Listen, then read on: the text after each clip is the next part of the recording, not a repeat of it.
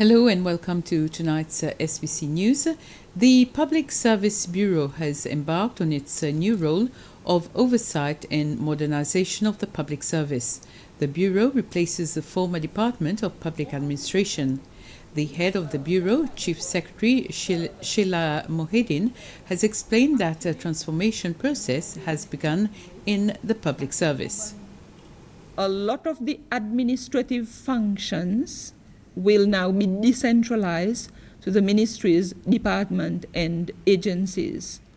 This is not something that will happen overnight. There will be a preparatory period where all of us, the Bureau, the ministries, the department, and the agencies, we will empower ourselves to make sure that we are ready for the decentralization. So as soon as we are ready, the decentralization will take place. Following decentralization, the Bureau will then perform regular audit checks to ensure that the decentralization has happened effectively, but not only happened effectively, but the functions are being performed effectively. If any gaps are identified, the necessary support will be given. Over time, what we're hoping is for continuous improvement. And this is in line with the introduction of result-based management as a tool that the government is introducing for public sector reform. The Environment Department has reported that during the last year only, millions of glass bottles of imported alcoholic drinks such as wines, beers and other spirits were collected at 6 redeem centres on Maé, Pralin and Ladigue. The glass bottles collected do not account for local products from Sebru and Takamaka Bay that have their own recycling facilities in place. An update of the program, which started in January 2021, was given during a press conference by the Department of Environment. So this year we collected about 8.5 million bottles. So we would like to encourage the public to collect more of the alcoholic glass bottle to bring to the redeem centers for it to not litter the environment. So any consumer can bring the alcohol glass bottle to 6 redeem centers in Seychelles. So there's 4 on Maé, 1 at Saint Louis, 1 at Providence, 1 at Victoria, and 1 at Oswayal. So for each alcohol empty glass bottle brought to the redeem centers, you get 1 rupee per bottles. The next phase, for example, will be to introduce the other kind of glass bottles, such as we have olive oil, which are in glass bottle, the other type of glass bottles that are imported in Seychelles. We wish to introduce bins to sort out glass bottles in public areas or other areas so that the public can learn and educate how to sort out their waste. Christians in Seychelles have today joined Christians in the rest of the world in celebrating the beginning of Lent. Ash Wednesday marks the start of Lent, which will last 40 days, and it is a time of reflection and reconciliation with God. As early as 6:15 this morning, a group of Christians had gathered at the Cathedral of the Immaculate Conception to receive the ashes on their foreheads.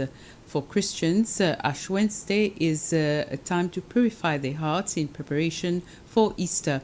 This morning ceremony was led by Father David Alcindor, who said that Lent is not only a time when we fast, but it is a time when we must come even closer to Christ to celebrate the resurrection of the Lord Jesus. Seychelles will now benefit from training and expertise in assessing technology being procured and introduced in Seychelles. It is the UN branch for Trade and Development, UNCTAD, that is facilitating the training and assessment that is due to last 2 years. 3 sectors, agriculture, fisheries and energy, have been chosen as key sectors for these assessments. The 2-year program started this morning with a 2-day workshop at the Savoy Hotel. This exercise that we start today through this workshop will really equip Seychelles with the capabilities and to be able to assess technology procurement and also transfer, adoption and adaptation and governance we have missed in the past. And you may have experienced a lot of technologies that have not been assessed. We didn't have the tools. And we have not been so successful in some areas that have cost us a lot. We are now in a very important point, a first stage in Seychelles development. We are transforming Seychelles. And in fact, there is a transformative economic agenda. So technology will play a great role in all sectors, and programs for our development. But we need the tools. So through this exercise with UNTAG, which will go a little bit over 2 years, at the end we'll have this toolbox, this methodology, and we'll have the capabilities in Seychelles to be able to do so in the future. Seychelles has officially expressed its opposition to the unfolding Russian-Ukrainian crisis. This was during a meeting between the Minister of Foreign Affairs and Tourism, Sylvestre Radogon, and a Russian delegation at Maison Keo de Quincy.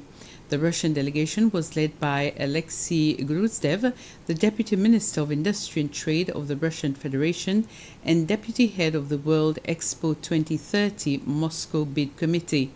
Minister Radogon said that as a peace-loving nation and in line with the principles of our country and of peaceful coexistence, Seychelles is firmly opposed to the resolution of conflicts by force and holds that the principles of the UN Charter should be upheld and always respected.